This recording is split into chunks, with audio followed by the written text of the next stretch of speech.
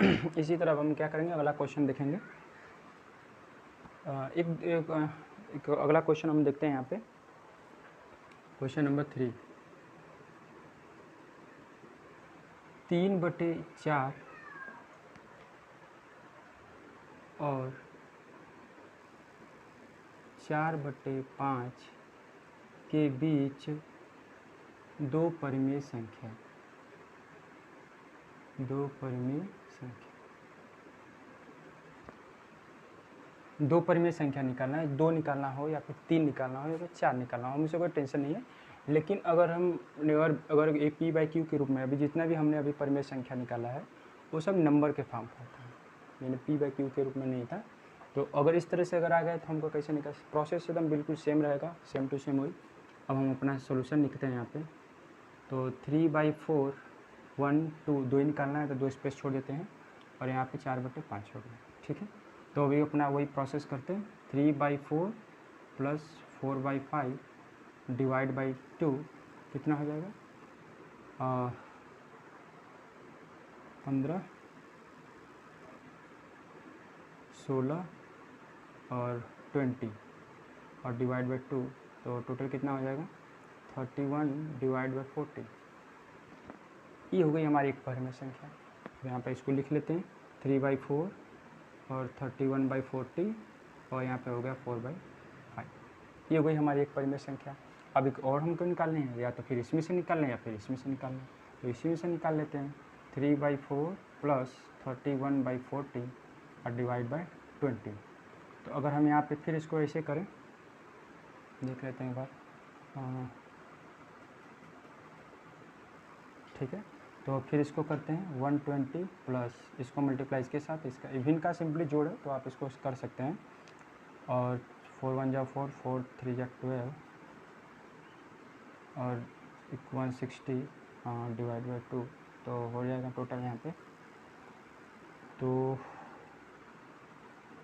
4 4 2 divide by 320। अब इसको काट सकते हैं छोटा करने के लिए। 1 2 2 16 0, फिर काटे 2 6 12 2 2 2 8 16 80, यानी कि 61/80। ये हो गई हमारी अगली परिमेय संख्या। बस अब लिख देते हैं। तो अतः 3/4 और 4/5 के बीच दो परिमेय संख्या कितनी हो जाएगी हमारी, 3/4 31/40 और 61/80 और 4/5। ये हो गया हमारा इन 3/4 और 4/5 के बीच में परिमेय संख्या है। तो अभी हमको लग रहा है सबको समझ में आ गया होगा। तो फिर हम अगला बढ़ते हैं आगे क्वेश्चन में। इसको स्क्रीनशॉट ले लीजिए, फिर अब तो वीडियो तो आपके पास रहेगा, आप इसको रिन्यू करके देख लीजिएगा।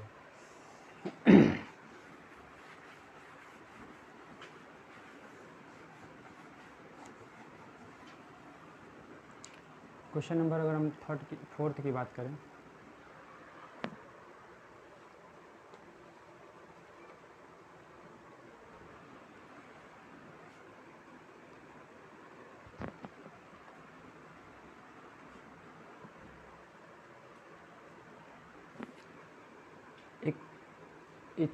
आपको इसमें चेक करना है कि थोड़ा सा नोट्स टाइप का है कि सत्य और असत्य, ट्रू और फॉल्स निकालने के लिए आता है। तो ये भी थोड़ा सा देख लीजिए, क्वेश्चन आया है तो 1 नंबर में आपको कभी कभी एग्जाम में पूछा जाता है, तो फंसे ना, इसलिए आप इसको देख लीजिए ताकि आपको कोई दिक्कत ना हो।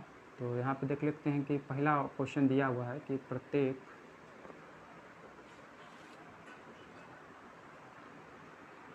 प्राकृतिक संख्या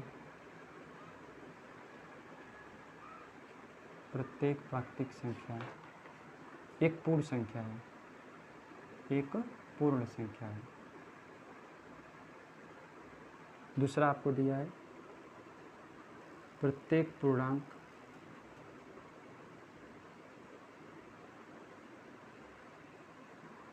एक पूर्ण संख्या होती है, एक पूर्ण संख्या होती है। थर्ड वाला क्या दिया आपको, प्रत्येक परिमेय संख्या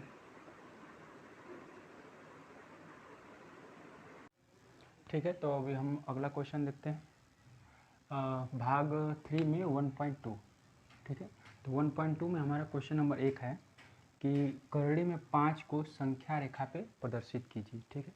संख्या रेखा पे अगर कोई नॉर्मल संख्या रहती है तो उसे तो हम नॉर्मली संख्या रेखा दिखा देते हैं, लेकिन अगर इस तरह से अगर करड़ी में 5 अगर इस तरह से संख्या हो तो इसको हम लोग कैसे प्रदर्शित करेंगे देखना है। सॉल्व करने के लिए सबसे सिंपल सा तरीका है हमारा। सबसे पहले हम क्या करेंगे, 5 का कोई हम ऐसा दो पेयर बनाएंगे, दो संख्याओं का पेयर, जिसको वर्ग करने पे जोड़ने पे किसके बराबर आना चाहिए, 5 के। तो हम कोई संख्या ले लेते हैं, जैसे अगर 2 लें और 2 का स्क्वायर करें अब +1 करें और 1 का स्क्वायर करें तो ये 5 के क्या हो जाएगा, बराबर हो जाएगा। तो इस तरह से हम ये देख रहे हैं कि पाइथागोरस प्रमेय को फॉलो कर रहा है। तो अभी हम यहाँ पे क्या करेंगे, इस प्रकार मैं थोड़ा सा 2 पर लिख रहा हूँ, इस प्रकार समकोण त्रिभुज की रचना होती है। ठीक है। तो अभी हम संख्या रेखा बनाते हैं और इस पर दिखाते हैं। हमने संख्या रेखा खींचा, यहाँ पे 0 हो गया और इक्वल डिस्टेंस पे 1 2 और 3 हो गया। ठीक है। अब 0 से हमें क्या करना है, पहले 2 है तो 2 यूनिट हम यहाँ पे चलेंगे, संख्या रेखा 2 हो गया। तो मान लेते हैं ये बिंदु कहाँ पे है, OA। तो हमने यहाँ पे लिख दिया OA 2 सेंटीमीटर, 2 यूनिट है, 2 यूनिट यहाँ पे लिख देते हैं। और क्या कहेंगे, एक AB, इस पर क्या किया, लंब किया, AB 1 यूनिट, क्या किया, इस पर परपेंडिकुलर हो गया, क्या हो गया, परपेंडिकुलर हो गया। आई भी 1 यूनिट रहेगा जैसे इक्वल डिस्टेंस पे। अब हम क्या करेंगे, इस बिंदु को मान लिए B, अब हम क्या करेंगे, 0 से B को हम लोग क्या करेंगे, मिला देंगे। यही हमारा होता है करड़ी में 5, क्योंकि 2 का स्क्वायर और 1 का स्क्वायर, तो 2 का स्क्वायर और 1 स्क्वायर किसके बराबर हो जाएगा, √5 के बराबर हो जाएगा। तो यहाँ पर हम लिख देंगे OB = √5। अब हम क्या करेंगे, अपने प्रकार में इतनी त्रिज्या का क्या करेंगे, दूरी भर करके यहाँ पे एक चाप लगाएंगे, जो 20 होते हुए जाता है। तो चाप लगाएंगे तो यहाँ पे इस संख्या रेखा पे C पर मिलता है, कहाँ पर मिलता है, C पे। तो यहाँ से यहाँ तक की दूरी हमारी क्या कहला जाएगी, ये हमारे करड़ी में 5 कहलाएगी, क्या कहलाएगी, करड़ी में 5। सिंपल से इसी तरह कोई भी संख्या हो, जैसे करड़ी में 2 हो गया, करड़ी में 3 हो गया, करड़ी में 4 हो गया, तो सेम टू सेम हम लोग इसी तरह से पहले 2 संख्या लेंगे और दोनों संख्याओं को हम लोग क्या करें, ऐसा सेलेक्ट करेंगे कि दोनों को वर्ग अगर करें तो इनके योगफल के बराबर होते हैं। ये पाइथागोरस प्रमेय को करके हम यहाँ पे एक समकोण त्रिभुज बनाएंगे OAB। अब OAB क्या हो गया, 2 यहाँ से यहाँ तक हमारा 2 हो गया और यहाँ से यहाँ तक 1 हो गया। अब फिर इसको जब यहाँ पे आर्क लगाएंगे, एक आर्क लगाएंगे, तो ये आर्क हमारा क्या कहलाता है,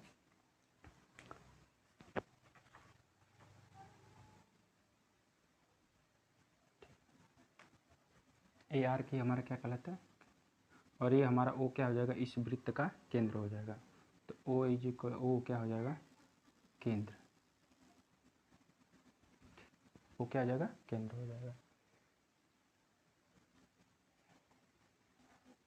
और OB क्या हो जाएगी, त्रिज्या, OB क्या हो जाएगी, त्रिज्या यानी कि रेडियस, हो जाएगा रेडियस। सिंपल सी बात है। अगर करड़ी में 5 को अगर हमको संख्या रेखा पे प्रदर्शित करना है तो सबसे पहले हम क्या लेंगे, 2 ऐसी संख्याओं का वर्ग लेंगे जो जोड़ने के बाद 5 के बराबर हो।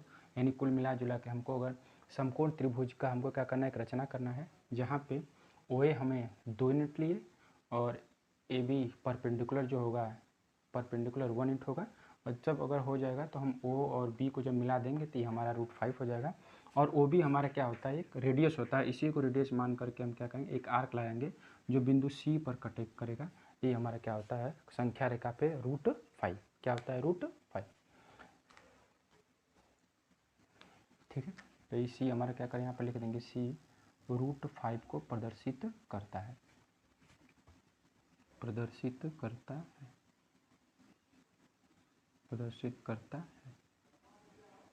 ठीक है। अब तो यहाँ समझ में आ गया होगा। तो अभी आप इसका स्क्रीनशॉट ले या तो फिर वीडियोस करते रहिएगा। फिर हम अगले क्वेश्चन पे चलते हैं। क्वेश्चन नंबर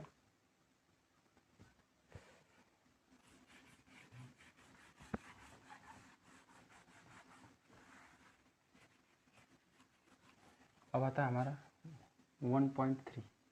1.2 में एक ही क्वेश्चन था और बाकी जो क्वेश्चन होंगे कर लिया जाएगा, तो सेम टू सेम ऐसे करना है, ठीक है।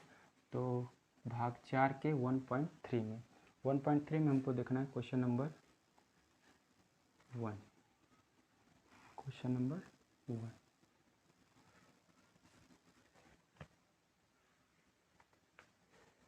इसमें हमको देखना है कि जो संख्या दी रहेंगी वो दशमलव प्रसार करना है। क्या करना है? दशमलव प्रसार। तो निम्न को दशमलव के रूप में लिखिए। दशमलव रूप में लिखिए। हम दशमलव में रूप का कोई भी अगर हमको परिमेय संख्या p बाई क्यू के रूप में दिया रहेगा तो उसको डेसिमल यानी कि दशमलव के रूप में कैसे लिखेंगे देखते हैं। फर्स्ट हमको दिया है 36/100। सेकेंड नंबर दिया है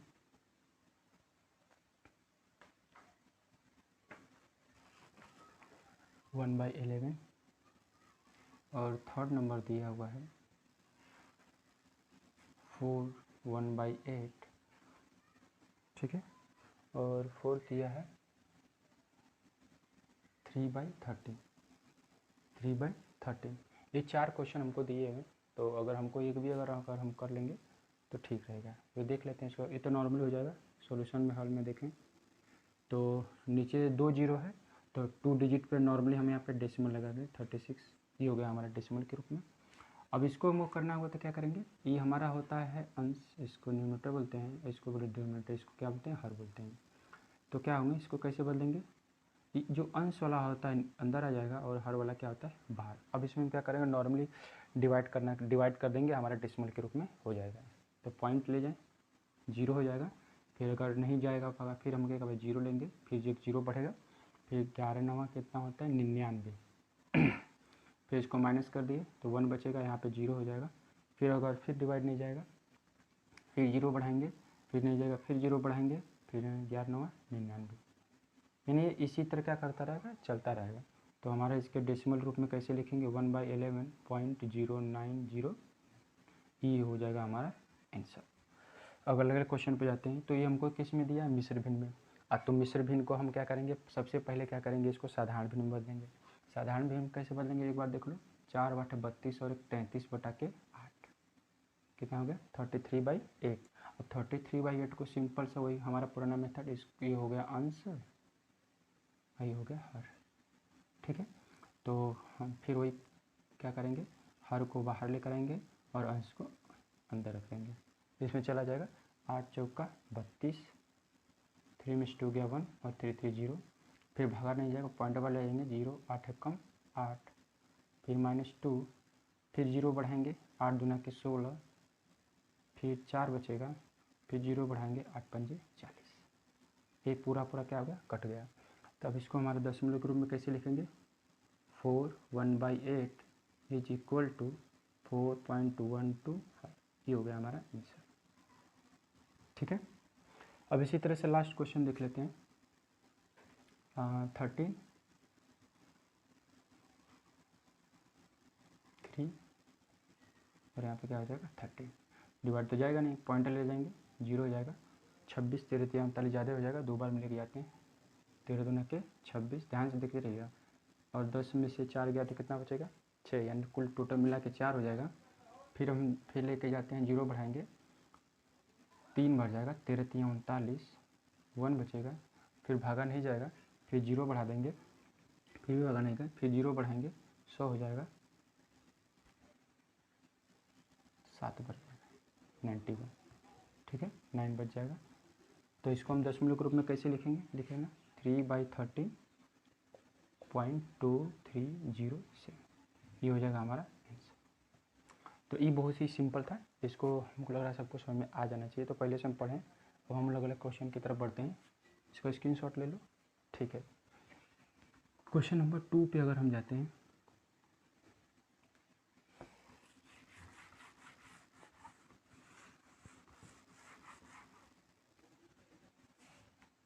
क्वेश्चन नंबर 2 पे अगर बात करें हम,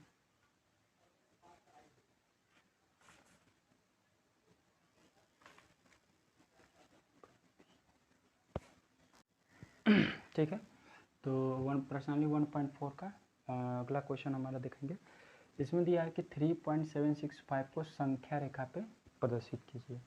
अब इसके पहले जो भी हम वो थोड़ा सा टेक्निकल प्रॉब्लम हो गया था, इस वजह से वीडियो रुक गई थी, तो उसी के ठीक आगे क्वेश्चन है, तो देख लीजिएगा इसको। ठीक है, तो इसको संख्या रेखा पर कैसे हम प्रदर्शित करेंगे। इसके पहले हम जो भी पढ़े थे, √5 संख्या रेखा प्रदर्शित करना, फिर उसके कोई नंबर है उसको भी संख्या रेखा पर दिखाना। लेकिन अगर डेसिमल में अगर कोई संख्या रहेगा तो उसको संख्या रेखा पर कैसे प्रदर्शित करेंगे हम यहाँ पे देखेंगे। ठीक है, तो इसका एक छोटा सा बस ट्रिक है, उसको बहुत ध्यान से देखना तो समझ में आ जाएगा ना। ठीक है, तो यहाँ पे हमको दिया 3.765, क्या दिया है 3.7। तो हम सबसे पहले क्या लेंगे, 2 अंक लेंगे, 2 डिजिट लेंगे, और इन 2 डिजिट को ही सबसे पहले हम देखेंगे कि कहाँ लाई कर रहा है।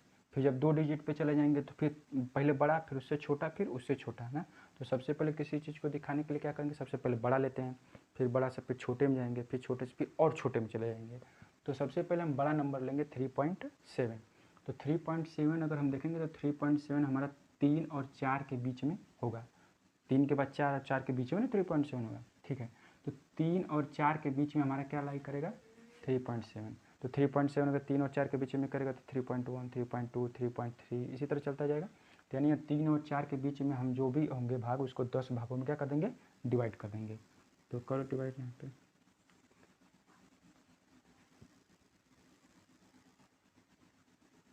तो यहाँ पे लिखते हैं 3, फिर 3.1, फिर 3.2, फिर 3.3, 3.4, 3.5, 3.6, 3.7, 3.8, 3.9 और इसके बाद आ गया 4।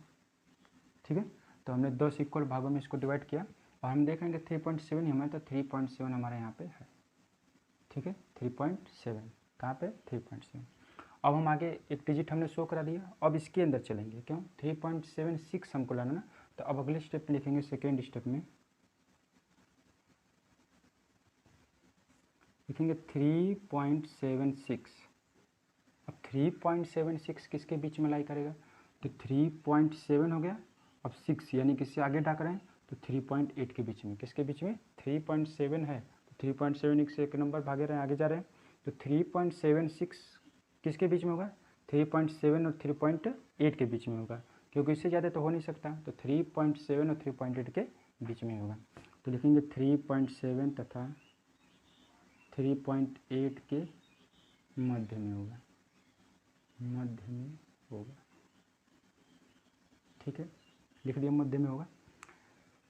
तो फिर इसको 10 भागों डिवाइड में कर दें, 10 भागों में इक्वल डिवाइड कर दें इसको। तो यहाँ पर लिखेंगे अब किसके बीच में, 3.7 और 3.8 के बीच में। तो यहाँ पर हो जाएगा 3.7, फिर 3.71, फिर इसके बाद 3.72, फिर 3.73, फिर 3.74, फिर 3.75, फिर 3.76, फिर 3.77, फिर 3.78 और फिर 3.79, और उसके बाद आएगा 3.8, आ गया 80 यानी 8। देख रहे हैं, तो अभी देख रहे हैं पहले हमने 3.7 लिया बड़ा वाला, फिर इसके बाद हमने फिर थोड़ा सा छोटा गए तो 3.76 आ गया हमारा। अब 3.76 हमने देखा कि 3.76 जो है 3.7 और 3.8 के बीच में है। अब हमने इस दूसरा स्टेप हो गया। अब थर्ड स्टेप में अगर हम आते हैं, थर्ड स्टेप में क्या करेंगे, हमको थर्ड स्टेप में हमारे को दिखाना है 3.765। थर्ड स्टेप में हमको क्या दिखाना है 3.765। तो 3.765 कहाँ पे होगा, इस संख्या रहेगा, देखो 3.76 और 3.75। तो 3.76 और 3.75 इसी के बीच में होगा, 765, 3.77 ये इसी के बीच में लाई करेगा। ठीक है ना, तो फिर इसको क्या करेंगे 10 इक्वल भागों में डिवाइड कर देंगे। फिर इसी के बीच में होगा 3.765, तो लिखेंगे 3.765, 3.76 और 3.77 के बीच में होगा। ठीक है, कहाँ पे होगा, बीच में होगा। तो बस फिर 10 इक्वल भागों में डिवाइड कर दो इसको। 3.7 यहाँ से चालू करेंगे 3.76 है ना, 3.76 फिर यहाँ पे लिखेंगे 3.761 1 से चालू हो जाएगा क्योंकि हमको 5 तक जाना है ना, तो 1 3.762 फिर 3.763 फिर 3.764 फिर 3.765 फिर 3.766 फिर 3.767 फिर 3.768 फिर 3.769 और फिर हो जाएगा 3.770 हो गया ना, 3.676 और 3.77 के बीच में। तो 3.765 कहाँ है हमारा, यहाँ पे। तो हमने क्या किया, इसको यहाँ मैग्नीफाइंग ग्लास लगा देंगे तो ये समझ में आ जाएगा कि हमारा 3.765 यहीं पे है। ठीक है, तो इक्वेशन समझ में आएगा। इसी तरह अगर कोई भी क्वेश्चन होगा तो सबसे पहले हम 2 डिजिट पे जाएंगे, फिर 2 डिजिट से बड़ा हो गया, फिर उसके बाद फिर छोटा पे, फिर छोटा पे, फिर छोटा पे चले जाएंगे। ठीक है, कोई दिक्कत। अगले क्वेश्चन पे चलते हैं।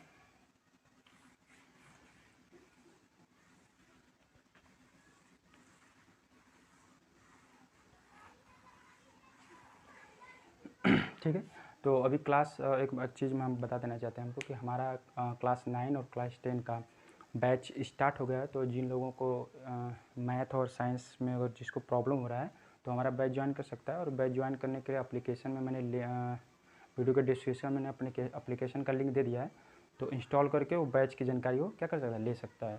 ठीक है, तो वहाँ पर आपको फ्री में नोट्स मिलेंगे आपको, और इसके बाद वीकली चैप्टर वाइज आपको टेस्ट वहाँ पे मिल जाएंगे। तो इससे फ़ायदा होगा कि आपकी परफॉर्मेंस क्या हो जाएगी। टेस्ट अगर आप देंगे ऑनलाइन तो ऑनलाइन टेस्ट में आपकी आगे की परफॉर्मेंस आपकी अच्छी होगी। आप चेक कर लेंगे अपने आप को कि जितना हमने पढ़ा है क्या वो अपन कर पा रहे हैं कि नहीं कर पा रहे हैं। तो एक बार टेस्ट देने की कोशिश करिएगा। तो एप्लीकेशन के लिंक पे जाएंगे तो आपको वहाँ पे टेस्ट यानी कि चैप्टर वाइज आपको वहाँ पे टेस्ट सब मिल जाएगा 9th और 10th दोनों के लिए। ठीक है, तो अब जो भी अगला अभ्यास हमारा अगला होगा पॉइंट अगले पार्ट में देखेंगे। ठीक है।